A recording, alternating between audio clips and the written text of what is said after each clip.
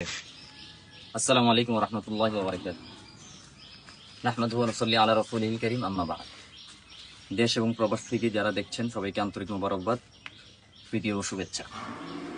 আলহামদুলিল্লাহ, আপনারা যারা আমাদেরকে এই বন্যা কবলিত এলাকার মানুষের জন্য সহযোগিতা করেছেন, হাদিয়া প্রেরণ করেছেন, আলহামদুলিল্লাহ আমরা এগুলো গুছিয়ে প্যাকেটিং করে আমরা অলরেডি নিয়ে যাওয়ার জন্য প্রস্তুতি নিচ্ছি আলহামদুলিল্লাহ।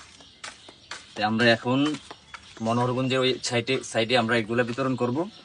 এই জন্য আমরা এখনই বের হয়ে যাব ইনশাআল্লাহ। আপনারা যারা দেখছেন সবাই দোয়া করবেন আমরা যেন সহি সালামতে পৌঁছে দিতে পারি মানুষের কাছে। আসসালামু আলাইকুম ওয়া রাহমাতুল্লাহ। লিল্লাহি ওয়া শুকরান লিল্লাহি ওয়া মুলুকান লিল্লাহ ওয়াসসালাতু ওয়াসসালামু আলা রাসূলিল্লাহ। আল্লাহ দরবার লাখো কোটি শুকরিয়া। আমরা আপনাদের হাদিয়াগুলো পৌঁছে দেওয়ার জন্য রওনা দিতে পেরেছি। ইনশাআল্লাহ তাআলা খুব অচিরেই আমরা পৌঁছে যাব সেখানে।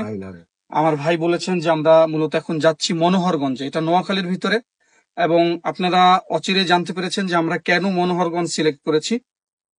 ফেনীর এই সাইডটাতে সবাই অনেকেই গেছেন, কিংবা যাওয়ার সময় মনোহরগঞ্জটা আসলে সাইডে পড়ে যাওয়ার কারণে এটার খোঁজও অনেকের কাছে নেই। ওনারা খোঁজ না থাকার কারণে আসলে এখানে অনেকেই পৌঁছাতে পারছেন না, অনেকে না জানার কারণে পৌঁছাতে পারছেন না। আমরা এলাকায় আসার পরে খোঁজ নিয়ে জানতে পেরেছি ওই এলাকায় ত্রাণের খুব সংকট, কিংবা ওই এলাকায় ত্রাণ খুবই কম পৌঁছেছে। এ কারণে আমরা মনোহরগঞ্জ সিলেক্ট করেছি ওইখানে ত্রাণগুলো পৌঁছে দেওয়ার জন্য, আপনাদের হাদিয়াগুলো পৌঁছে দেওয়ার জন্য। ইনশাআল্লাহ তাআলা আমরা সেখানে গিয়ে এগুলো পৌঁছে দেবো। জাযাকুমুল্লাহ। আসসালামু আলাইকুম ওয়া রাহমাতুল্লাহ।